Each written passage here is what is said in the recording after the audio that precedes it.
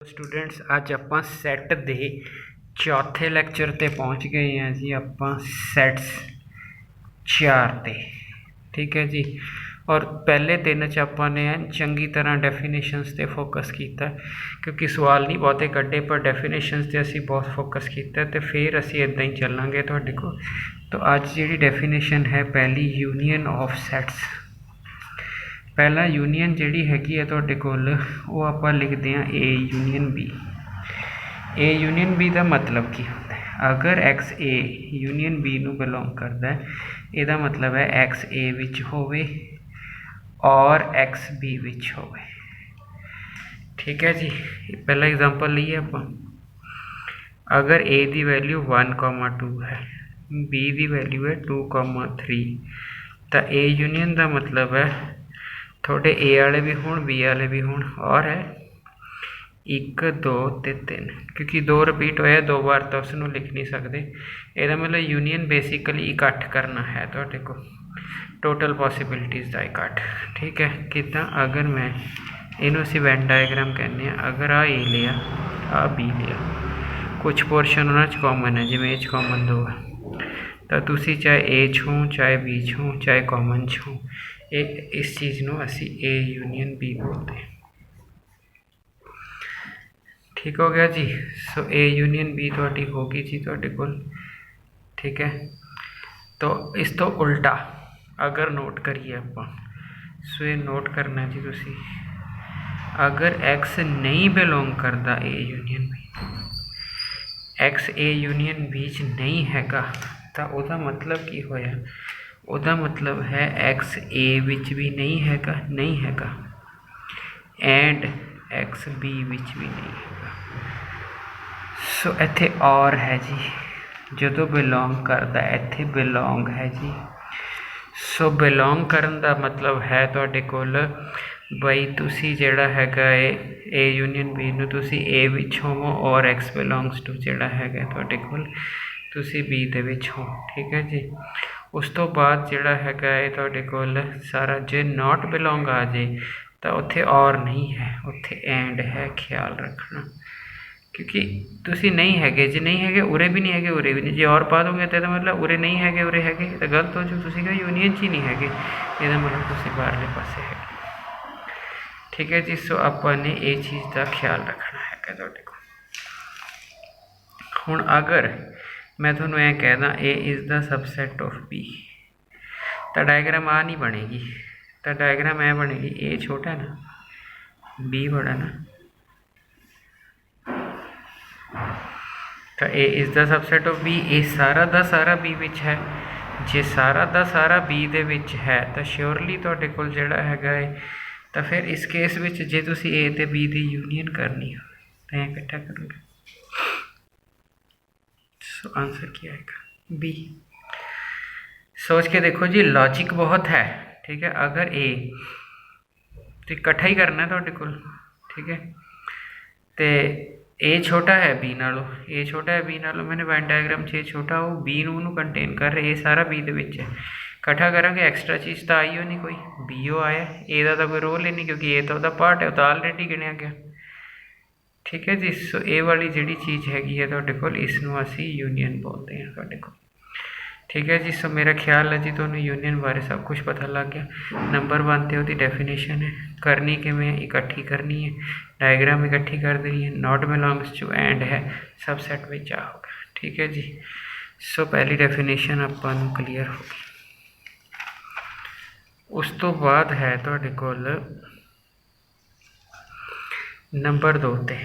ठीक है, intersection of SATS.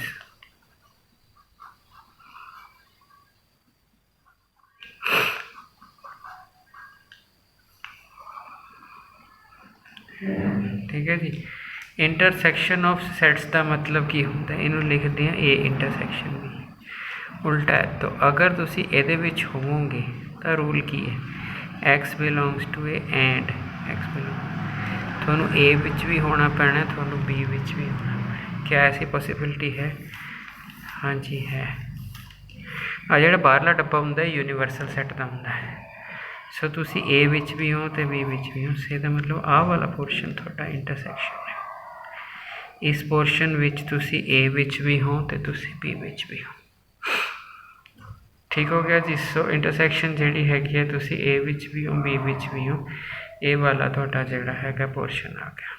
ठीक है, हुण उस तो बाद जिहड़ा हैगा है तुहाडे कोल, ठीक है, अगर आपां देखिए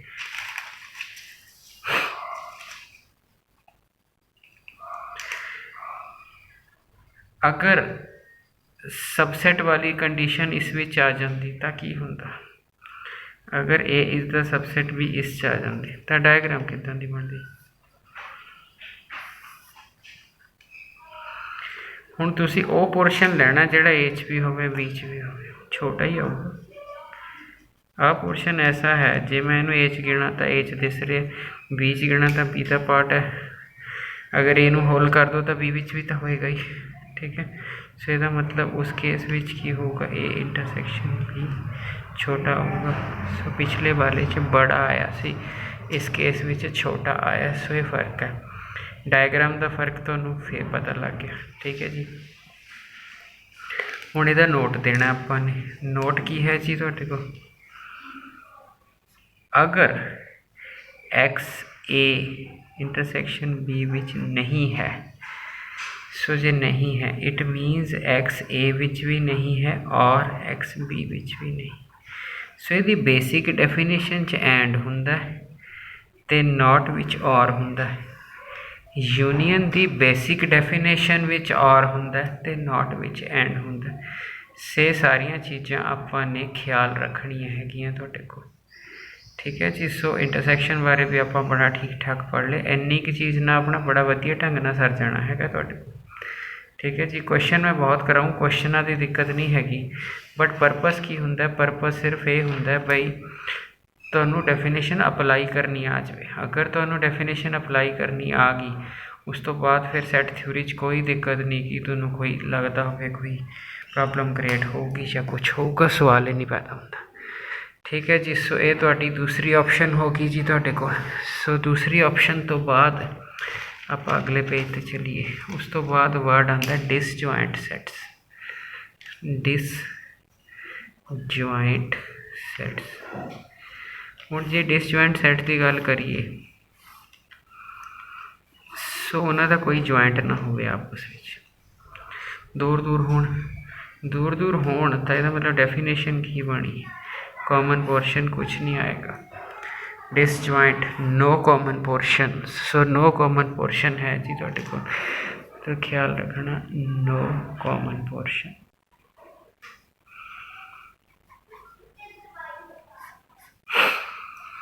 ठीक है जी। सो डिसजॉइंट सैट्स का मतलब की है तुहाडे कोल कोई कॉमन पोर्शन नहीं होना चाहिए। ठीक है जी, तो यदा मतलब की हो गया तुहाडे कोल थोड़ा कोई कॉमन पोर्शन नहीं हैगा। जे कोई कॉमन पोर्शन नहीं हैगा फिर इंटरसैक्शन तो निकलनी हुई नहीं, और जे इंटरसैक्शन ना निकले तो उन्होंने आपां की कहने हैं डिसजॉइंट। हुण मान लो मैं ए ले लेना, ए ले लिया मैं 1 2 3, बी ले लिया मैं 3 4 5, सी ले लिया मैं ए बी सी, सो ये 3 ले लिया। हुण तुसी अगर ए दी इंटरसैक्शन बी नाल निकालोगे तो ए और बी चो कॉमन पोर्शन निकलता है। सो ए ते बी दी चो निकालोगे तो 3 निकल जाएगा। पर अगर तुसी ए ते सी दी इंटरसैक्शन वो 1 2 3 और ए बी सी, तो आंसर क्या है 5। अगर तुसी बी दी इंटरसैक्शन सी ना निकालो तो आंसर क्या है 5। सो इदां दी चीज़ां नूं असीं A and C are disjoint.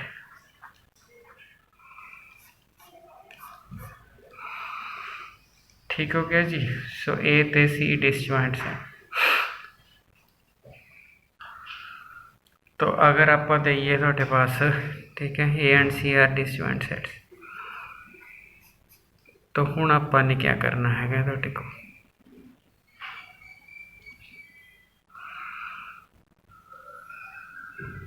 So disjoint की डेफिनेशन की तरह ही ना डिफरेंस की डेफिनेशन, डिफरेंस ऑफ 2 सैट्स। ठीक है जी। सो अगर 2 सैट्स की डिफरेंस जिहड़ी हैगी है तुहाडे कोल आपां लैनी होवे तो किद्दां लैनी है। ठीक है जी। डिफरेंस जोड़ा है अगर मैं आ ए लेना ए, सो ए माइनस बी होंगे इन्ना पोर्शन होंगे ए विचों बी छड़ दो। तो दी डेफिनेशन की है ए माइनस बी, ए डेफिनेशन होंगी है ए विच होवे एंड बी विच ना होवे। ए विच होवे वो पोर्शन बी विच नहीं होना चाहिए। सो डिफरेंस अगर सैट का आप डिफाइन करना ए विच होवे बी विच ना होवे। एग्जाम्पल लेना मैं तो एग्जाम्पल ना छेती समझ आ जाता। ए की वैल्यू ले ली मैं 2 3 5 7 9, ठीक है। बी की वैल्यू ले ली मैं 7 9, ठीक है जी। ए की वैल्यू ले ली तो कोल मैं बी की वैल्यू ले ली, ठीक है। हुण तुसी अगर ए माइनस बी कटो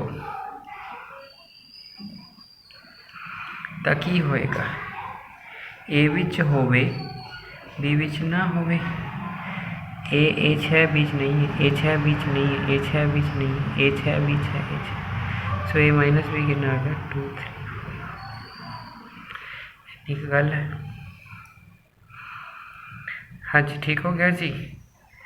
ए विच होवे हैगा 2 बी विच ना होवे नहीं हैगा, 3 ए विच हैगा बी विच नहीं हैगा, 5 ए विच हैगा बी विच नहीं है। इन्ने के नाल अपना काम बन जाना हैगा तुहाडे कोल। हाँ जी बोलो, डिफरेंस की डेफिनेशन तुहानू समझ आ गई जी, ठीक है। क्या दूजी तरह भी डिफरेंस डिफाइन हो सकता? बिल्कुल हो सकता जी। बी माइनस है,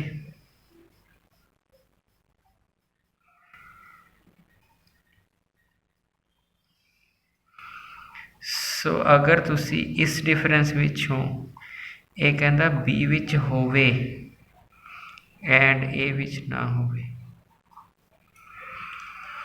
ठीक है जी। बी विच होवे एंड ए विच ना होवे, ठीक है।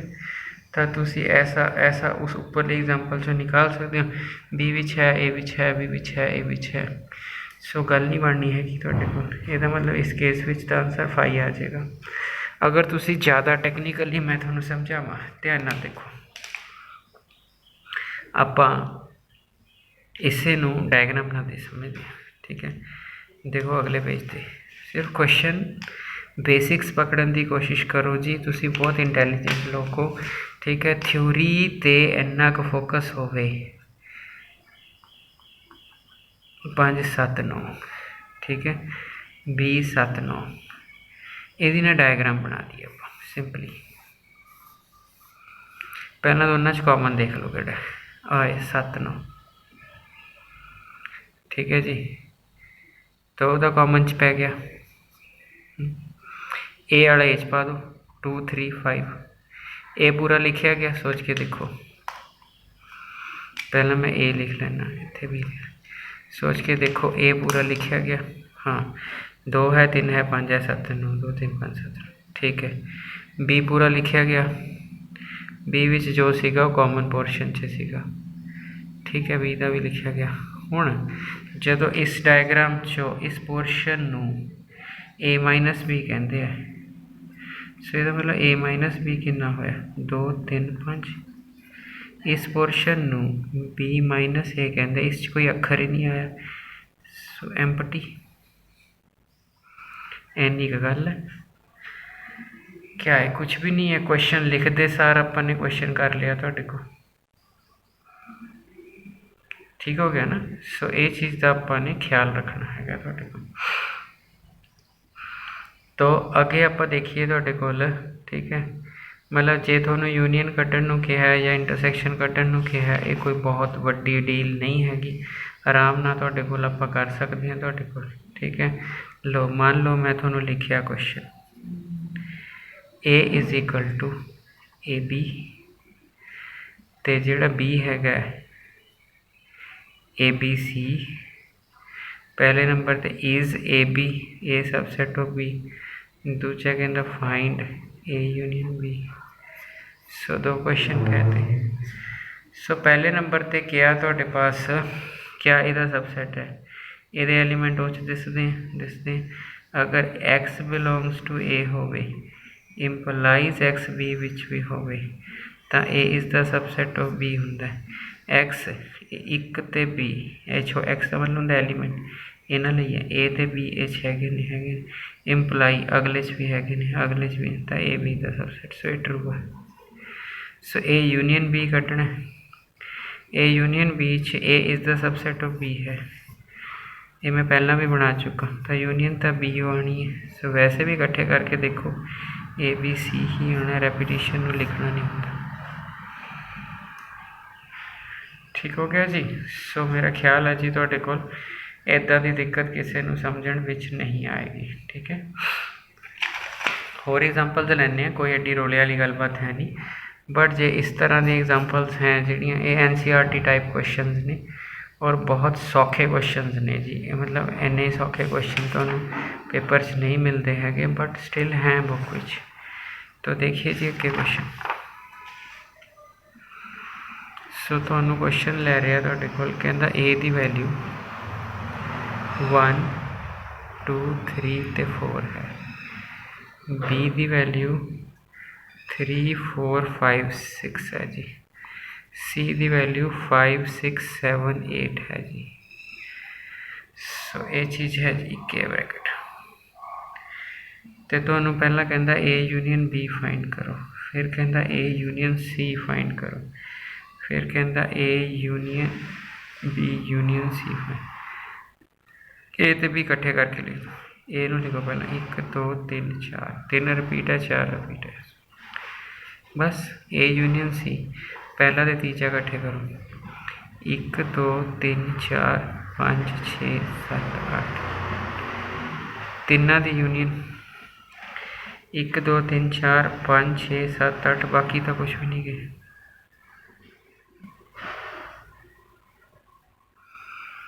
हुण तुसीं देखो जो ए तो ये 4 डिस्टिंक्ट है A यूनियन C ने भी वही रिजल्ट दिता है A union B union C लिया आ डिस्टिंक्ट रहे नहीं गए तो उन्हें भी वही रिजल्ट देता है। सो अगर A इंटरसेक्शन B उठा ली A ते B चो कॉमन सो क्या होएगा 3,4 अगर A इंटरसेक्शन C उठा लिए 5 6 7 8 1 2 3 4 कुछ भी कॉमन नहीं आया 5। ठीक है जी अगर B इंटरसेक्शन C उठा लिए बी विच आवा नहीं कॉमन क्वेश्चन। ठीक है 5 ते 6 सो A ते B विच 3 ते 4 कॉमन ने B ते C 5 ते 6 कॉमन ने A ते C विच कुछ भी कॉमन नहीं।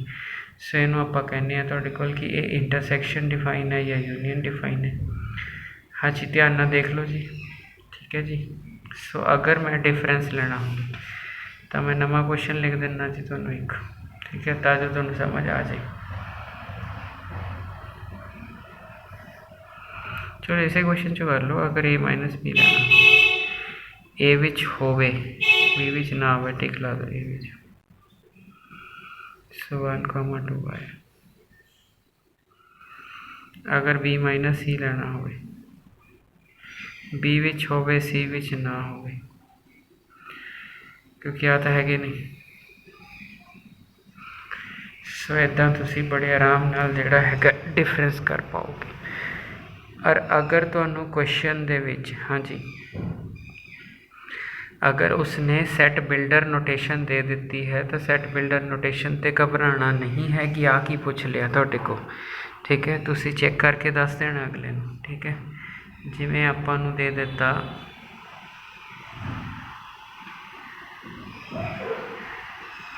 A दे दिता A की वैल्यू 1 2 3 4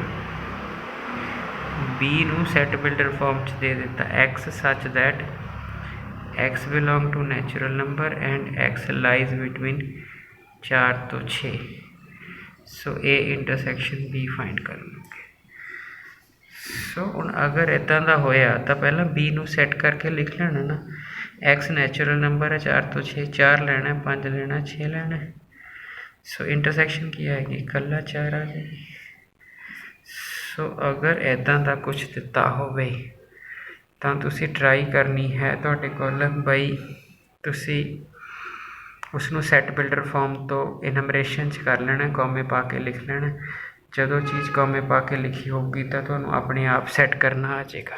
ਠੀਕ ਹੈ ਜੀ। ਸੋ ਚਲਿਏ ਜੀ ਆਪਾਂ ਸੋ ਅਗਲੇ ਕੁਐਸਚਨ 'ਚ ਦੇਖੋ ਜੀ ਕੀ ਹੈਗਾ ਤੁਹਾਡੇ ਕੋਲ। तो अगले क्वेश्चन ਦੇ ਵਿੱਚ ਉਸਨੇ ਦੇ ਦਿੱਤਾ ਇੱਕ ਸੈੱਟ ਦੇ ਦਿੱਤਾ AEIOU ਤੇ B ਸੈੱਟ ਦੇ ਦਿੱਤਾ CDEF। ਉਹਨੇ ਕਿਹਾ AB डिसजॉइंट ने, yes और no। सो AB डिसजॉइंट ने yes और no। डिसजॉइंट ਲਈ ਕੀ ਕੱਢੀਦਾ इंटरसेक्शन निकाली दी। इंटरसेक्शन मैंने कॉमन पोर्शन ई निकलिया है। सो डिसजॉइंट नहीं है कि फिर ये मतलब नॉट डिसजॉइंट।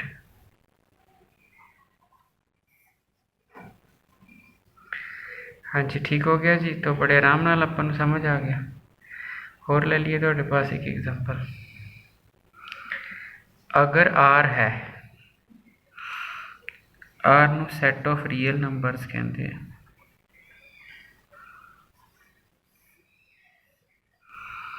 आर नू set of real number, set of rational numbers और दोनों कहते हैं आर माइनस क्या हो दसो। तो रूल की है, रूल ये है कि रैशनल नंबर ते इरैशनल नंबर्स, इरैशनल नंबर या रैशनल ते सी पा देंगे या बार पा देंगे। रैशनल ते इरैशनल मिल के रियल होने। सो इसका मतलब irrational rational minus real minus. तो थोड़ा उन्हें आ पूछे तो इसका मतलब थोड़ा आर माइनस क्या होता आंसर पता क्या होगा x such that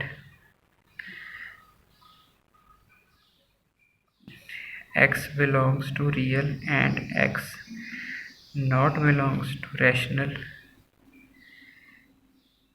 means x belongs to Q the complement irrational, x is irrational, irrational। सो चीज़ छोटी जी हुई है तो पर अपन पता होना चाहिए कि रियल रैशनल और इरैशनल मिल के रियल बनाते हैं, बाकी नंबर नहीं कोई मिलता हैगा। तो ये दोनों आपस में मिल जाएंगे तो रियल नंबर बनेगा। बस फिर हुण की रह गया, हुण तो कुछ नहीं रहा तुहाडे कोल। तुहानूं डिफरेंस भी क्लीयर हो गया, डिसजॉइंट सैट भी क्लीयर हो गए। ठीक है जी। सो काफ़ी कुछ NCERT टाइप क्वेश्चनस था तुसीं बड़े वधिया ढंग नाल ईजीली अटैम्प्ट कर लोगे। ठीक है जी। सो नैक्सट च आपां कॉम्प्लीमेंट और बाकी चीज़ां डिफाइन करांगे। Thank you.